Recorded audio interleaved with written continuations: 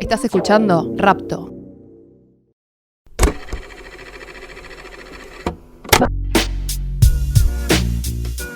Bienvenidos y bienvenidas a Ejército Blanco, este podcast que hacemos junto a Lucas Paulinovich. Antes de arrancar, te quiero pedir, por favor, que si no nos seguís todavía en Spotify y en YouTube, que por favor no hagas, nos pongas campanita para recibir alertas y nos califiques en la medida de lo posible con un 5. Ahora sí, dicho esto, arrancamos oficialmente Ejército Blanco. ¿Qué tal? ¿Cómo estás? Bien, acá en esta ciudad que no te da respiro. La verdad que empezamos a grabar después de una semana que pasó, que fue de lo más triste que uno tiene recuerdo en esta ciudad, producto de la violencia desatada por bandas criminales o narcocriminales, que le están claramente disputando al Estado su rol como dador de seguridad, lo que nos plantea un tema realmente de difícil abordaje, pero que lo vamos a tratar de dar en este podcast. A mí el tema de seguridad, yo lo encaro siempre más desde el lugar de lo que es mi profesión, que es el periodismo. Me cuesta mucho pensarlo al tema fuera de esa lógica, porque tampoco siento que tenga las herramientas intelectuales, ni de preparación ni de formación como para abordarlo. La ciudad de Rosario claramente, con el paso de los años, ha tenido una degradación muy fuerte de su institución policial, que creo que es el tema central del problema de seguridad que tiene Rosario, que es un problema que se da, esto lo cuenta muy bien Germán de los Santos y Hernán Lascano en el libro de los monos, cuando, digamos, el socialismo asume la gestión de la gobernación y entrega el poder político sobre esa fuerza a la propia fuerza. Se entiende, digamos, ¿no? Digamos,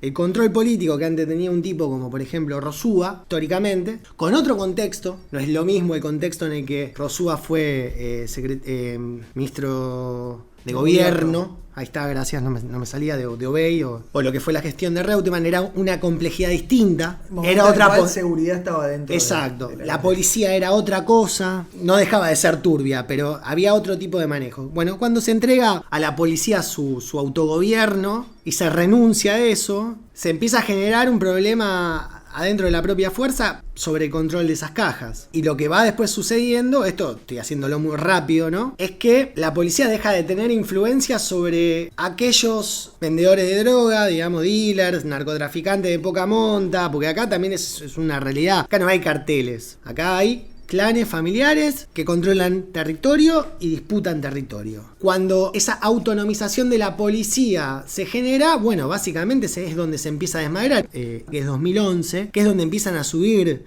homicidios dolosos en la ciudad de Rosario, con un pico de 264, 261 muertos. Eso es un detalle estadístico que no está, por lo menos yo lo tengo resuelto, que es con el año 2013.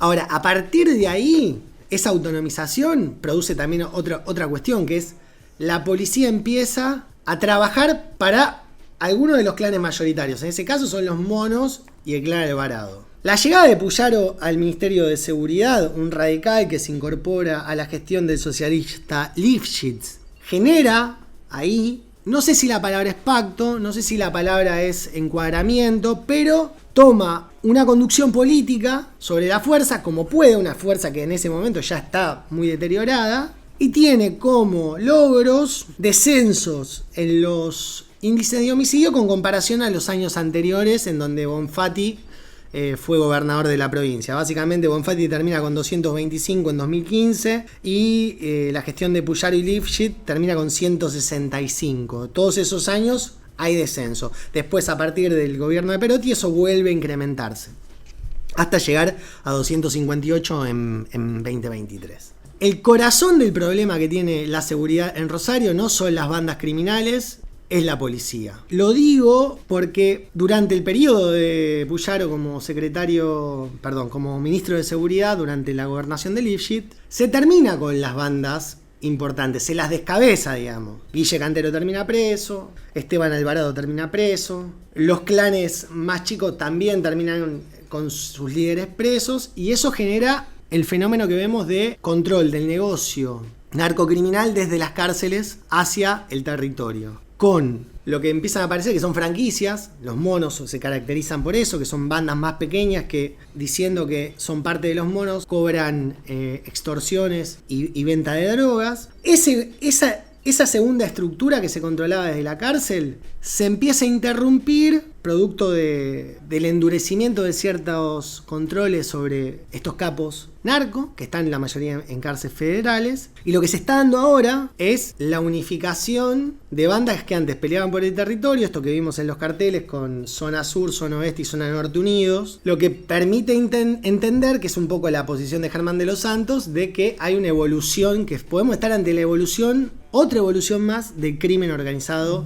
en Rosario. Bandas que antes peleaban entre ellas por el territorio, ahora se unen para pelear contra el Estado, producto del endurecimiento de sus condiciones de encarcelamientos. Particularmente lo que les jode es la cuestión de los blindex y de no poder recibir a su familia ni tener visitas íntimas, que antes eso era todo mucho más fácil. Vos sabés que yo tengo un cierto problema con esa idea original o del punto de partida de que la cuestión pasa por la policía. Desde ya que la crónica de los hechos es verídica, porque existe una construcción muy precisa de lo que todos vivimos y vimos este último tiempo. Pero yo tengo una diferencia en cuanto a la interpretación. A mí me parece que la idea de que el problema es la policía, que particularmente es una idea que coincide con tres, que es esgrimida por tres actores que tienen sus parecidos, en algunos casos, en el espectro político, porque es una idea que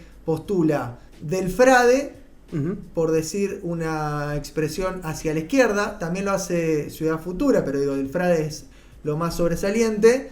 Y también la postulan Roy López Molina o Malaponte, que muy maliciosamente algunos dicen que es un del frade con mejores camisas. Pero digo, son posturas que en el espectro político, tanto por izquierda como por derecha, pueden tener puntos de unidad. Y también la postulan ciertos grupos criminales cuando tienen que expresarse. A mí me parece problemático fundamentalmente por una razón.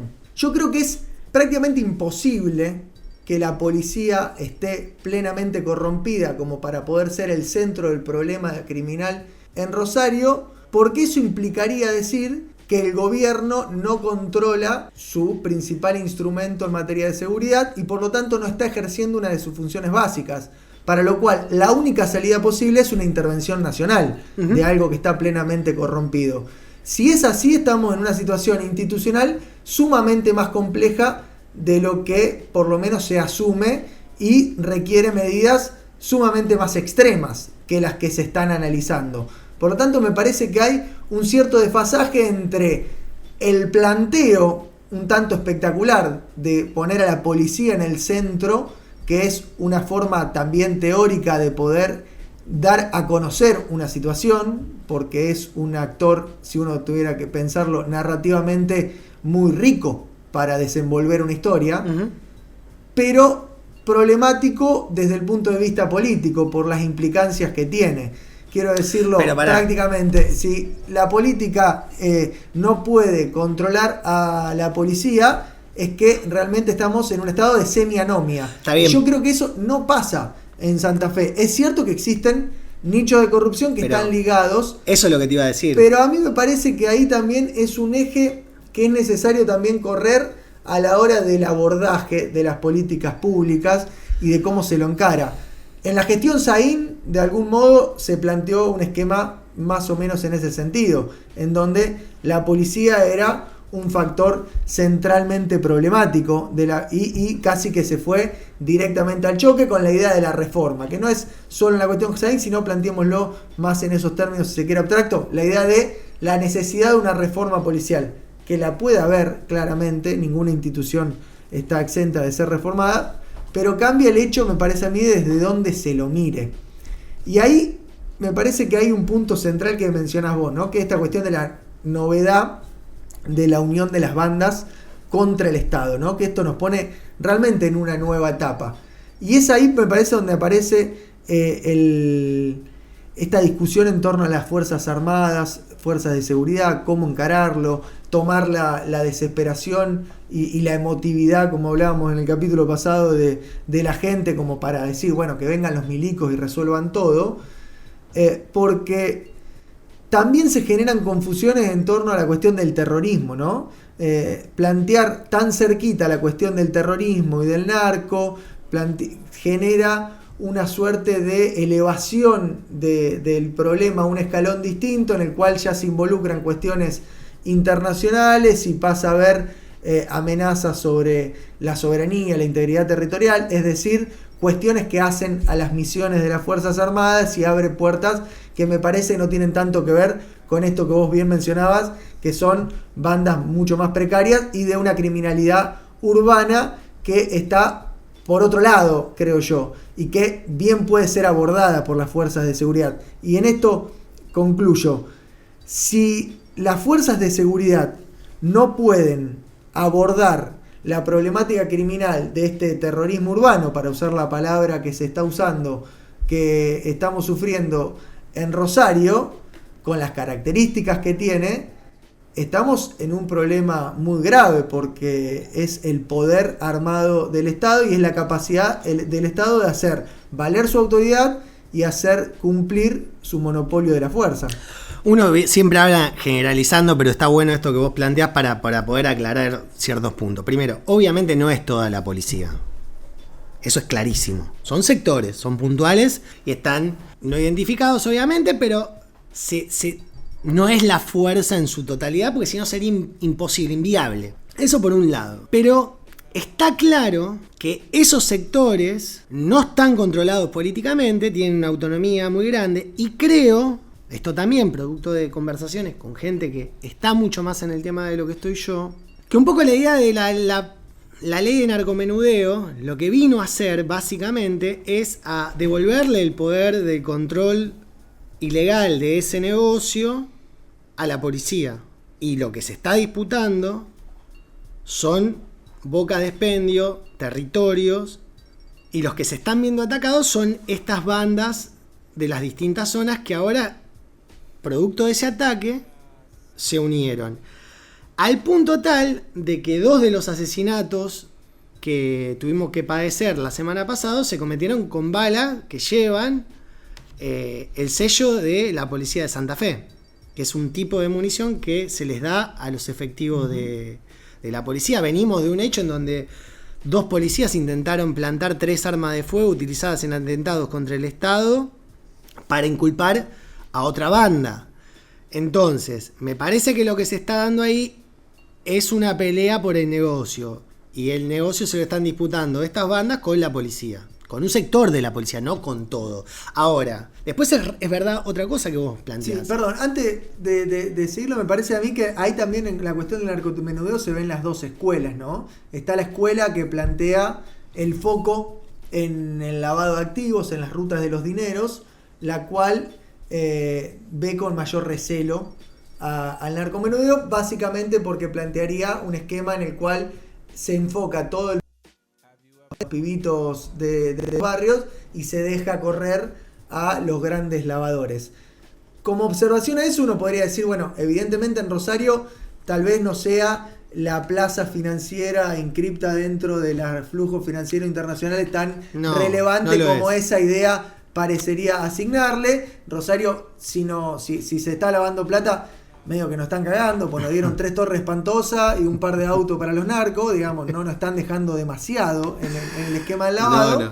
Y que me parece a mí también tiende a confundir 2 problemas que son distintos. Uno es el problema de la criminalidad, en donde el narco forma parte de un conjunto de negocios ilegales que tienen como eje la violencia para producir rentabilidad, y otra parte en donde el narco está inmerso en redes internacionales que tienen una organización comercial muy distinta y en la cual hasta uno podría sospechar de que resolver el problema de la violencia en Rosario los terminaría favoreciendo, porque como todo negocio se necesita cierta previsibilidad y orden. Ahí está la rusticidad. Me parece que no le benefician para nada. Por lo tanto, la otra escuela, que es la que ve con buenos ojos la cuestión de la ley de narcomenudeo, que es la que expresa, o por lo menos se expresó en su momento el gobernador, por lo tanto Santa Fe adhirió a la ley. Es lo que sucede en Córdoba y en otras provincias, pero digo Córdoba por ser la más cercana y la más parecida, plantea justamente este desdoblamiento y una diferencia que hoy me parece que es crucial entre lo que es la criminalidad marginal, que es la que me parece a mí que tenemos hoy en Rosario, y el crimen organizado internacional, para el cual sí ameritaría algún otro tipo de intervención de la fuerza, y que tiene más que ver con las fronteras, la hidrovía y los espacios. Ahí ya trabaja mucho mejor lo que es inteligencia criminal, lo que es policía federal, porque digamos, bandas internacionales operando en Santa Fe, en Rosario, existen, lo que pasa que no utilizan violencia. Claro. No están en esa lógica. Lo que nosotros vemos violento es bandas que son clanes familiares, que usan calibres chicos para lo que sería el concepto de guerra contra el narco. 9 milímetros, una pistola, por más que uses un cargador que te permita tirar ráfaga de 50 balas, no tiene comparación con el calibre de una AK-47, que es lo que usa un cártel mexicano. Entonces, el nivel es distinto, es completamente distinto. Después vos tenés una cuestión que es algo que es clarísimo, que vos tenés un problema totalmente geolocalizado, que es Rosario. Digamos, la no resolución del problema, cuando lo único que escuchamos es manden fuerzas federales. En el año 2014 Bernie desembarcó durante 3 meses en Rosario con 2.000 efectivos. Hoy Burrich está diciendo que va a traer 400, de los cuales le sacó 360 para el debate de la ley Ómnibus en Buenos Aires, y le va aumentar en totalidad 100 efectivos más. O sea, de 400 que tenía Rosario va a terminar teniendo 500. Claramente el problema no se soluciona con gendarmes, con prefectura y con policía federal. No sé cómo se resuelve. O por lo menos no solo. Eso me hace acordar. No solo. Para poner una imagen al viejo de la tribuna en la cancha de fútbol que dice hay que traer un 9. Claro, y con eso, un 9 de área, uno que cabecee. Bueno, es un poco esa reacción instintiva. Pero por eso mismo después viene el discurso de traer las fuerzas del ejército, que también es otro verso. Y no quieren hacerlo, digamos. No quieren. Las fuerzas. Los primeros que no quieren son los el militares. El ejército, por supuesto que no quiere. Formación, su adiestramiento, su armamento y su doctrina no está preparada para el combate urbano contra bandas absolutamente irregulares. Es decir, es para destruir al enemigo. Una situación, por un lado, muy poco deseable al poner a fuerzas armadas y procesos en donde nuevamente veamos destrucción de su imagen ante la sociedad. Y por último, con esto cerramos el tema de seguridad, estas son fuerzas armadas de la democracia. O sea, son hoy los efectivos, inclusive hasta los generales y mandos intermedios, son personas que se formaron en democracia, que saben lo que implica meterse de nuevo a operar en cuestiones que son de seguridad interior. Ya pasaron por la dictadura, saben lo que eso generó, no solamente a la institución, sino lo que le generó al país en su conjunto. Entonces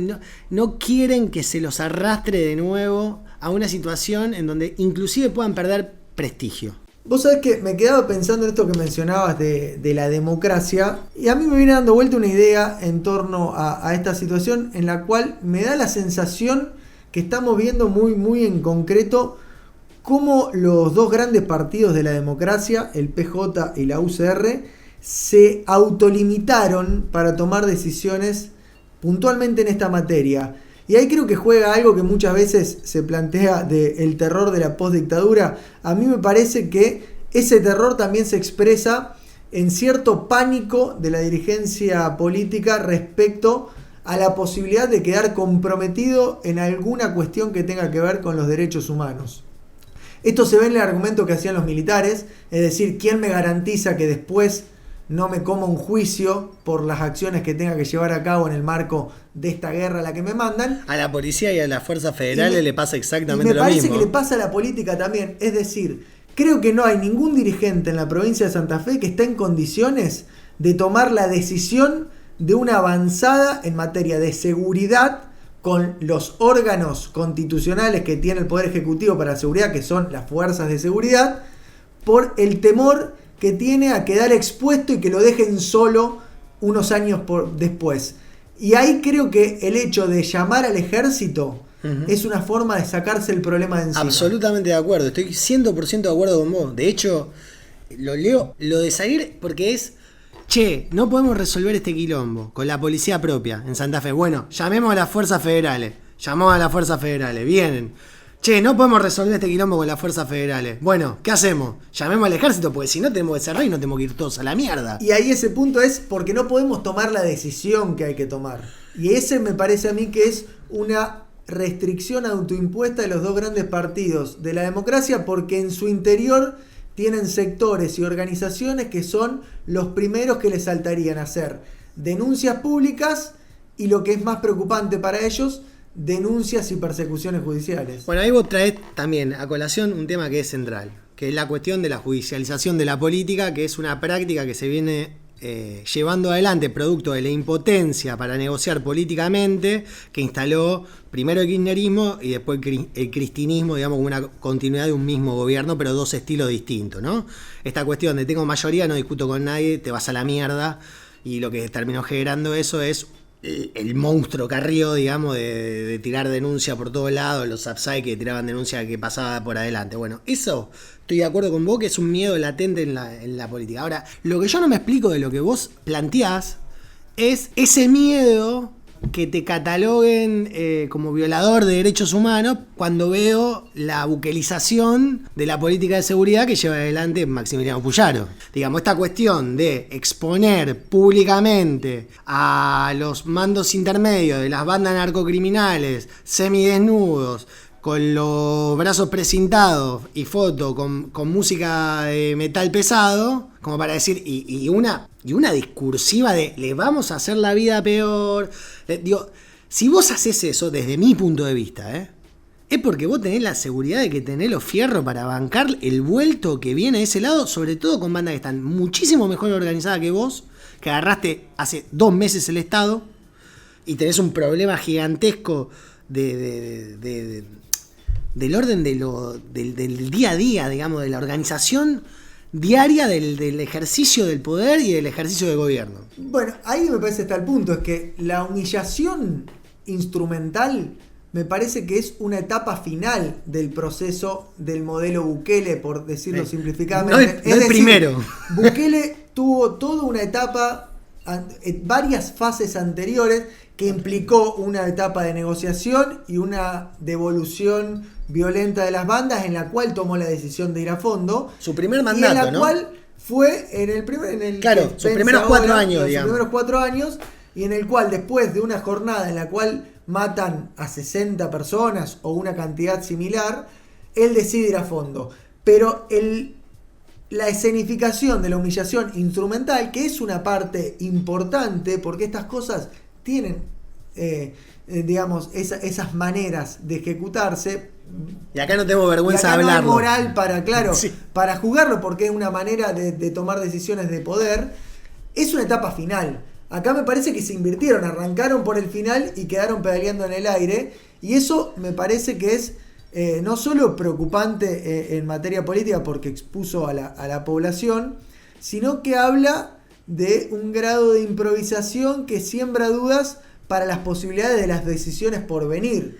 Y ese es el punto que digo, porque el riesgo de las decisiones a tomar tiene más que ver con lo que pueda pasar en la intervención sobre los territorios y en, dicho crudamente, las violaciones a derechos humanos que se puedan cometer en el avance sobre estas bandas, que son las que pueden llegar a ser potencialmente enjuiciables en el futuro. Sí. Y ese me parece que es un terror de toda la política, porque cada uno de los dirigentes saben que, así como pasó en otro momento con los militares, de esto para explicarlo, la lectura militar básica es que en el 85 hubo un acuerdo entre la cúpula dirigente empresarial y la cúpula política para entregarlos como los grandes responsables del terrorismo de Estado y prácticamente el demonio que pervirtió la historia, los civiles quedaron y poder afuera, consolidar el proceso democrático. Yo creo que hoy hay un temor parecido en la dirigencia de decir, no vaya a ser cosa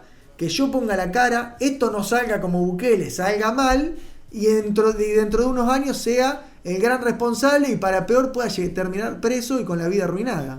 Sí. Es un riesgo que me parece a mí que humanamente lo deben estar pensando. Sí, pero bueno, si lo están pensando ahora, lo están pensando tarde, porque ya actuaron.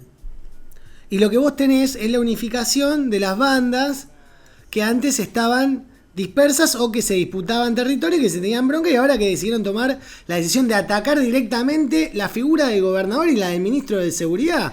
Esa es la bandera que colgaron en Circunvalación. Y ahí lo que hablábamos la vez anterior, ¿no? El episodio pasado. ¿Cuándo la dependencia de Puyaro a Milei se hace manifiesta? En este punto. Porque si hay una dirigencia que puede tomar esa decisión porque ya considera enemigos a las organizaciones que pueden saltarle en contra y porque demuestran día a día que no les importa nada en términos de procedimiento político, es el gobierno nacional. Por lo tanto, también en ese aspecto el gobierno provincial queda supeditado a la posibilidad de que la nación avance con una forma de intervención que le resuelva el problema. Sí, pero vos tenés ahí el problema de que el presidente desconoce que la nación es la que interviene en cuestiones de índole federal, al punto tal que 23 gobernadores y el jefe de gobierno de la ciudad de Buenos Aires salieron a explicarle, por medio de una solicitada a Milei, de que el problema de Rosario es un problema de los 24 distritos de la Argentina y no un problema de cada provincia, como dijo en la entrevista con Laje en La Nación Más el presidente Javier Milei. Entonces ahí ya tenés un problema complejo, digamos. Y después el otro es, con semejante ajuste, con semejante licuación, con semejante motosierra, ¿cómo encarás el problema que necesita recursos? O sea, necesita nafta para los móviles, necesitas lugares en donde esas personas duerman, necesitas logística para que coman, necesitas armamento, necesitas logística, necesitas inteligencia, necesitas un millón de factores que implican recursos. Y lo único que estamos escuchando de hace 3 meses es licuación y motosierra. La gente no llega a fin de mes. Ayer fui al Micropac a hacer una compra de supermercado, estaba yo y 3 personas más. Y el aire acondicionado lo tenían apagado. O sea, imagínate la malaria que hay, hermano. Yo creo que en ese sentido porque se olfatea un mini Conintes. Es decir, un plan de conmoción interna en el sentido de... Picante, Lucas. Porque no, pero de hecho esto lo tomo de palabras... ¡Vieja! ¡Tráiganlo, Mileca! Bueno, pero es lo que se está planteando, ¿no? Pareciera, sí. Si uno ve el repaso de todas las entrevistas televisivas que se hicieron en estos días, no hubo un solo entrevistado que no dijera que quería a los militares. Si uno escucha todos los dirigentes que se expresaron en los últimos días, son contadas las excepciones que indicaron que los militares no tienen que cumplir tareas en seguridad interna. Y si uno escucha al gobierno nacional, parecería estar avanzando hacia lo que indican los otros 2 artículos de la Ley de Seguridad Interior. Lo que se aplica ahora es el artículo 27, que habla del apoyo logístico. Más adelante, los artículos 31 y 32 ya empiezan a inducir las cuestiones de conmoción interna para la utilización de elementos de combate, y es por eso que digo lo del mini Conintes, es plantear el factor terrorismo como un escenario que está pervirtiendo el orden público a un nivel, como dice la ley, de organización e intensidad que supera las capacidades naturales del Estado, por lo cual requiere intervenciones excepcionales.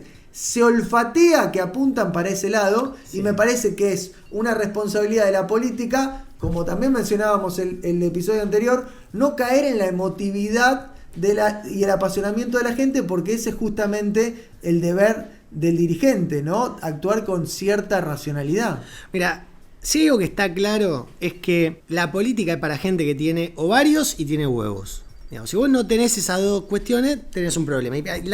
La política argentina, hace muchos años, en particular la presidencia de Fernández, eso lo dejó muy claro, en donde eso es un problema. ¿Y por qué digo la cuestión de tener agallas para enfrentar el problema? Porque si le seguimos tirando la pelota a otro, el otro día lo escuchaba tanto al intendente Hapkin como al gobernador Puyaro pidiendo la intervención de fuerzas del ejército. Muchachos, ¿no se dan cuenta de que si quemás esa bala no hay más nada? ¿Qué pasa si tiene que intervenir el ejército, si lo logran y sale mal? Y no logran ganar esa guerra contra clanes familiares de gente que es extremadamente rústica. Digo, ¿qué pasa si no ganas? ¿Qué hay? ¿Qué? Digo, porque no queda más nada. Después del ejército, ¿qué hay? Ya prendimos fuego las fuerzas provinciales. Prendimos fuego las fuerzas federales. Queremos prender fuego también el ejército. Para que después todo el mundo se dé cuenta de que acá cualquiera puede hacer lo que quiere y entrar ahí sí en un escenario de anarquismo y de conmoción interna que no tenemos mucha idea de dónde puede terminar. Obviamente, yo estoy haciendo futurología, no sé si va a pasar eso, pero quiero decir, si vos vas quemando todas las naves, digo, paren la pelota, empiecen a tomar decisiones políticas, piensen, trabajen mucho, vean de tratar de controlar esta cuestión de la forma que consideren mejor desde una salida política con las fuerzas de seguridad interior que ya tiene el Estado. Evitemos esta tontería de por emocionalidad salir a pedir que intervengan las Fuerzas Armadas. Dimensionen lo que es, por el amor de Dios. O mejor dicho, que las Fuerzas Armadas intervengan en el rol que tienen que intervenir, que es exactamente otro al del control de bandas internas y un conflicto urbano como el que estamos hablando. Pero digo, todo esto que a veces parece, cuando uno se lo piensa rápidamente, un delirio, es lo que se está discutiendo. Estamos en las puertas del debate sobre la intervención de las Fuerzas Armadas en Rosario, y yo creo que esa sensación de cierto estado narcótico está dado por esa deserción de la política que mencionabas vos, es decir, la facilidad con la cual la política no se hace responsable de su propia función, claro, y asumir las tareas que le corresponden. Y eso me parece a mí el punto más alentador de la decisión de la Carta de los Gobernadores. Unirse, hacer una manifestación pública y más o menos decir: este es un problema de todos, lo afrontamos entre todos y las consecuencias las pagaremos todos, sean tanto las buenas como las malas. Eso me parece que es el pequeño horizonte de esperanza que la política deja. Y después lo otro que creo, y lo remarco, ya lo dije antes, pero lo vuelvo a decir porque me parece central, es que, digamos, no se puede hacer esta cuestión exclusivamente punitivista. Y mucho menos lo podés hacer si no tenés recursos. Si la lógica en la que vos estás inmerso es de licuador y motosierra. Digamos, de última, piensa en otras lógicas de abordaje barrial, de abordaje de las juventudes, de miles de cuestiones que están previamente, digamos, que permita a las personas tener un horizonte distinto. Digamos, se está especulando con que el chico que mató al playero de la estación Puma, que ahora se me fue el nombre, que es Busanich el apellido, es un pibe de 19 años. ¿Qué perspectiva tiene esa persona de no hacer una cuestión? Es que ahí está también el tema y la funcionalidad, si querés, de correr el eje del narco. Es decir, si uno plantea la cuestión como narcoterrorismo, tiende a llevarlo a una dimensión de crimen organizado, mayor complejidad, cuando en realidad me parece a mí que lo que estamos hablando es de una cuestión más ligada al uso de la violencia, que tiene que ver justamente con esto. Si vos sacás todo tipo de intervención sociourbana, como se quitó de los barrios, que es básicamente el de tratar de ponerle mejores condiciones a la gente para que viva, muy probablemente la escala de violencia sea ascendente y la metodología de esa violencia sea cada vez más brutal, porque es inevitable. Entonces, ese cambio y ese uso de las palabras, tanto el concepto de terrorismo utilizado como se lo quiere utilizar, vinculándolo a desde el lavado de activos internacional hasta una cuestión de bandas organizadas, como si estuviéramos frente a Pablo Escobar, que dicho sea de paso, Pablo Escobar atentaba contra factores de poder real. Hizo volar un avión de línea. Un trabajador de forma cobarde y mezquina, tiende a generar una interpretación de la realidad para la cual quedan pocas opciones, y esas pocas opciones siempre son la de que venga el ejército.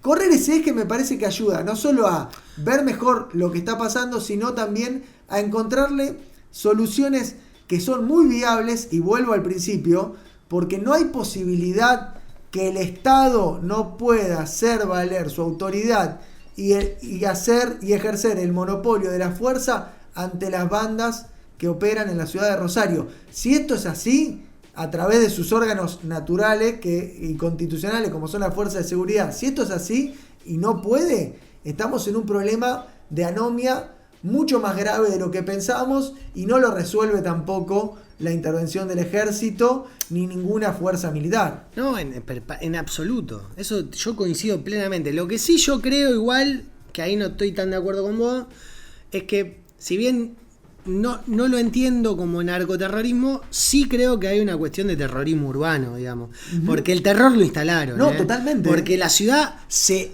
quedó paralizada y con miedo a salir a la calle. Entonces, el terror existe. Por supuesto, pero esa es justamente la diferencia. Una cosa es el terrorismo urbano de estas características, que es el que padece el rosarino. Sí, y el terrorismo narcocriminal y otra cosa es de Pablo Escobar. El terrorismo narcocriminal de una organización internacional que tiene otra característica muy distinta y tiene otra forma de abordaje. Ahí me parece que es central hacer esa diferencia, porque al meter todo en una misma bolsa se le da lugar a las Fuerzas Armadas, porque parecería que está en juego la soberanía nacional y la integridad territorial. Dos cuestiones que no están en juego. La soberanía nacional la puede ejercer el Estado a través de las fuerzas de seguridad en la escala en la cual en todo caso puede llegar a disputarse. Volvemos para mí a lo que hablamos hace un segundo. Hay que sentarse a laburar, hay que hablar menos delante de las cámaras, hay que dejar de tirar el problema siempre a un otro y buscar soluciones mágicas, como es la idea de que porque intervenga el ejército argentino se va a solucionar el problema, porque si no se soluciona, ahí de verdad vamos a tener un problema. Claro, ahí tenés un problema de soberanía frente al mundo. Entonces hay que ser más cuidadoso, hay que estudiar más los temas, hay que laburar más. Y me parece que esa es la gran deuda que tiene hoy la política santafesina en un punto, pero también la nacional, cuando estamos, digamos, bajo el liderazgo de una persona que no cree en el Estado, que entiende el Estado como una organización criminal, que no distingue la jurisdicción federal de una jurisdicción provincial. Digo, la complejidad es demasiado grande como para estar tirando soluciones mágicas al aire. Y si algo tiene de bueno todo esto, me parece a mí, que es que permite discutir cosas que casi como un tabú no se podían hablar. Ahora inevitablemente no queda otra que discutirlas. Y eso creo que lleva a retomar la carta de los gobernadores, porque si está en rediscusión el famoso pacto democrático, si se están revisando los paradigmas que ordenaron más o menos la vida política, social y el imaginario de la Argentina de los últimos 40 años, bueno, en esa carta tal vez haya un indicio para hacer un nuevo pacto que tiene que ver con esto, con reordenar la política y aflojarle en algunas cuestiones que fueron autolimitándola, como para que las decisiones la pueda ejercer todo el sistema político en una suerte de homeostasis, ¿no? Que se reequilibre a sí mismo y pueda volver a asignarse la autoridad que necesita para decidir y actuar en un marco de dirigir a la sociedad y no desprenderse tanto de sus responsabilidades como de la representación de la gente. ¿Sabés quién piensa como vos? ¿Quién? El presidente de la Corte Suprema de Justicia de la Nación, Horacio Rosati. Me alegra porque es santafesino y porque es una persona muy destacada. El otro día, en la conferencia anual que da la Cámara Norteamericana de Empresas que operan en Argentina, justamente lo que estaba diciendo era eso, ¿no? Que la política resuelva los problemas de la política y no judicialice absolutamente todo. Esto lo decía en referencia al DNU y a ciertos planteos que ya había de entrada con la ley base, aunque no se había terminado de sancionar. La política tiene que resolver, digamos, y para eso hoy tiene un escenario ideal, porque los dos partidos mayoritarios que perdieron esta elección, por más que uno se lo está terminando de comer al otro, en el caso de La Libertad Avanza, a lo que sería Juntos por el Cambio, Cambiemos o el PRO, digamos, tenés la oportunidad que no estás hoy en el ejercicio del poder para poder sentarte a buscar posiciones intermedias. Podés apuntar a otro lado, en este caso a Milei. Tenés el escenario dado. Como nunca los gobernadores tienen un presidente que no tiene poder de fuego en el legislativo, que no tiene poder territorial, tiene la caja, no joda, no es poco tampoco. Pero, digo, está el escenario dado para empezar a repensar otra política y sobre todas las cosas, para que estos nuevos liderazgos de esta gente que tiene menos de 60 años, que hoy está en sus 50, los Puyaro, los Yarlora, no me sale ahora Lustó mismo. Los Figueroa de Neuquén, el gobernador de Santa Cruz, el de San Luis, digo, que empiecen a armar ellos su Argentina política. Digo, me parece que hay que empezar a aprovechar esas cuestiones, la política tiene que aprovechar esas cuestiones que no lo está haciendo. Vos sabés que, primero, menciono Lustó porque lo digo a propósito porque es porteño y los dirigentes porteños ojalá algún día se consideren como dirigentes territoriales. Pero hay un juego ahí que me parece que es central y viene bien que hayas mencionado la Corte, ¿no? Yo creo que hoy se va a dar una situación media perversa en donde así como Caputo mide la capacidad, cuánto aguanta la gente de resignar capacidad de consumo a cambio de la previsibilidad de una inflación más baja en el futuro, se va a intentar medir cuántas garantías constitucionales la gente está dispuesta a resignar a cambio de la pacificación. Y ese juego perverso me parece a mí que va a tener un destino final que es el de, así como la cuestión económica, el Banco Central juega de prestamista de última instancia, generando también los problemas que se generan, la Corte Suprema juega de legitimador de última instancia. Me parece que la política lo que puede hacer es evitar, en la cuestión económica, llegar a la situación del prestamista de última instancia y ordenarse antes, y en estas cuestiones que tienen que ver con garantías, que tienen que ver con derechos y libertades, evitar llegar a esa legitimación de última instancia, que la Corte tenga que intervenir para más o menos acomodar las cosas y pueda decidir resolver con el poder soberano que tiene por ejercicio natural. Y con esto llegamos al final de Ejército Blanco. Les recordamos que por favor, si nos seguís en Spotify, que nos pongas 5 estrellas. Si no nos seguís, que nos sigas. En YouTube los estamos subiendo, es un poquito más lento, pero eso está llegando. Y que estén atentos porque acá todo puede cambiar y en la próxima que nos encontremos estemos hablando en otro idioma. Esperemos haber cerrado alguna idea que quede para después seguir charlando. Y si no, ya saben, esto es una conversación entre dos amigos hablando de política que espero haya servido para llevar un poquito más de luz y entender la situación. Nos vemos en el próximo Ejército Blanco. Así será. Estás escuchando Rapto.